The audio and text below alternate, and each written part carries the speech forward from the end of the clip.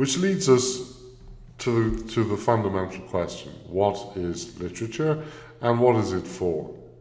Now, here again are a series of questions which I'd like you to consider.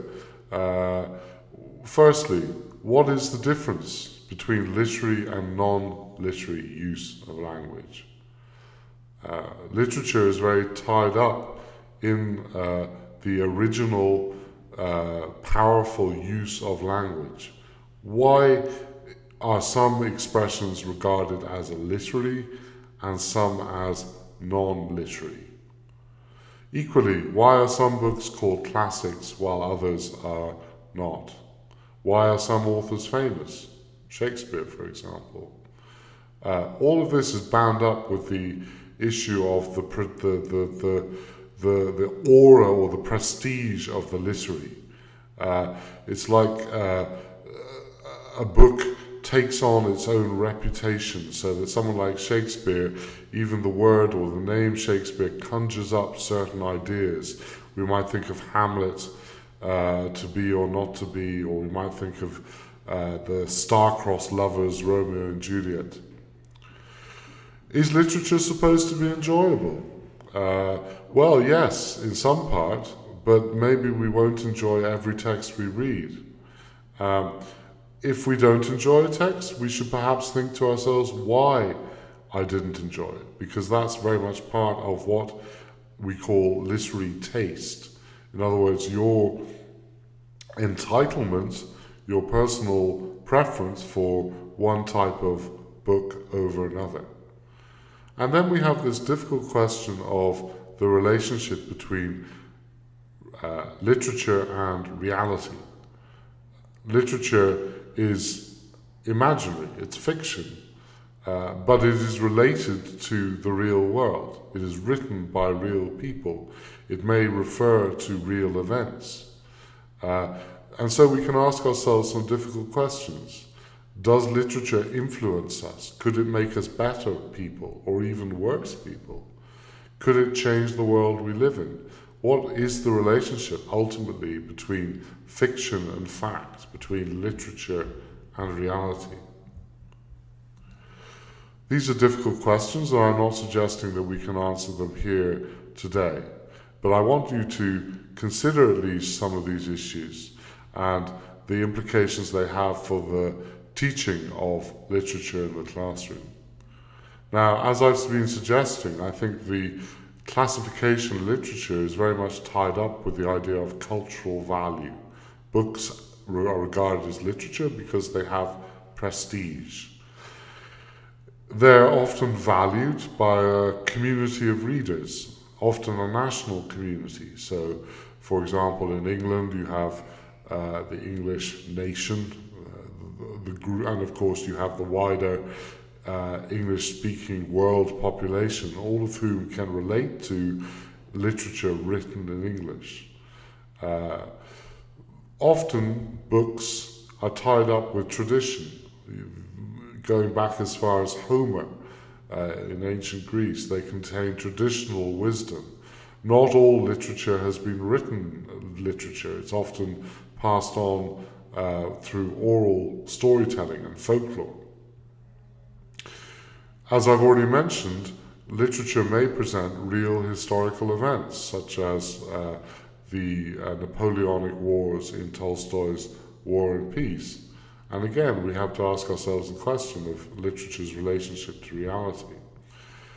And I think we also value literature because it contains or can contain some sort of ethical or moral wisdom. Frequently in novels we have a character, a hero or a heroine who is faced with difficult choices, and the story tells us how he or she overcomes whatever challenges or difficulties may face him or her. Equally, along with cultural prestige, is the whole question of language, linguistic originality. Books are valued for what they say, the content, but also for how they say it, the form. And this is neatly summarized in a quotation from the English poet Alexander Pope, who says that literature is what oft was thought, but ne'er so well expressed. And so Pope there is putting the emphasis on the form as opposed to the content. In other words, it says something elegantly which we may already have heard. Therefore, language, the linguistic originality of the text, is, on this view, the most important factor. And the term defamiliarization is sometimes used to refer to this avoidance of cliché. In other words, using language in a totally original way.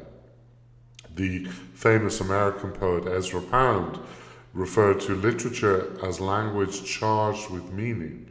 He says literature is news that stays news.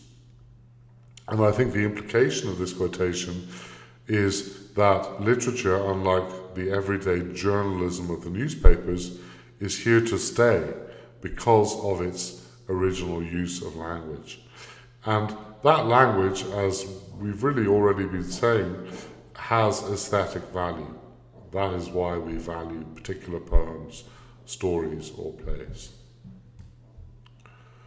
So, interpretation of literature is a complex business, and I'm not going to be able to exhaust the complexity of it today. However, we can summarize and we can see the different angles here of interpretation.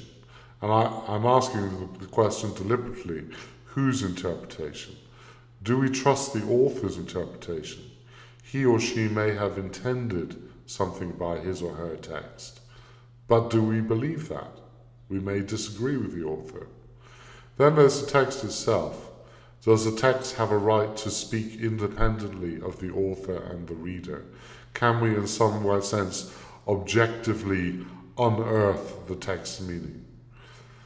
And then we have reader response. The reader's need almost to interpret and understand and to see the text in his or her way, the individual meaning of the text for him or her. And then society as a whole may take a view, because of course literature doesn't happen just on a one-to-one level. Books are published, reviews are written, articles appear in newspapers, plays are performed. There's a whole social context, which we might call the literary marketplace. And sometimes it pays to look at how texts, novels, plays, poems came into being, the social context. And then there's what we might call the revisionist response. In other words, looking back, for example, at really problematic aspects of literature in the past, where things like racism, religious intolerance,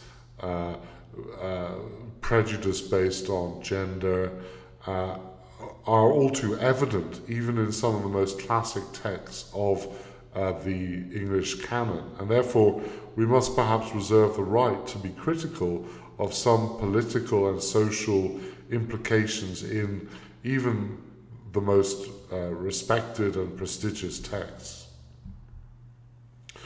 So, we can briefly conclude this module and say that yes, there are many complex factors influencing literary debate and interpretation. It helps in our role as teachers to be aware of some of these factors. But equally, as teachers, we are also facilitators, and we should allow our students to encounter texts with a fresh viewpoint. After all, part of their pleasure will be to read for the first time what we have already read once, twice, or 3 times. Therefore, in our classroom practice, we do not want to overteach or cut off or foreclose possible meanings. We want to leave them open for the students to explore.